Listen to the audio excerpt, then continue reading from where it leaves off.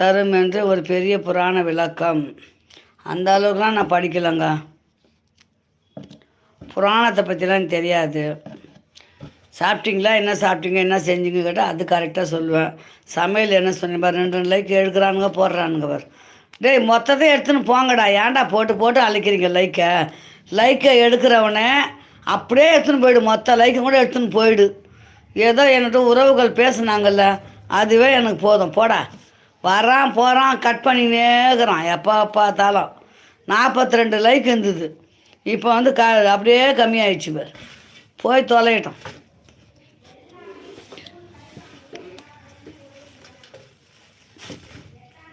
நல்லவர்க்கெல்லாம் சாட்சிகள் 2, ஒன்று மனசாட்சி, ஒன்று தெய்வத்தின் சாட்சியம்மா. நம்பிக்கை வைத்து கல்லையும் பார்த்தான் தெய்வத்தின் சாட்சியம்மா, அதுதான் உண்மைக்கு சாட்சியம்மா. அது மாதிரி கடவுள் இருக்கிறான். அவ்வளோ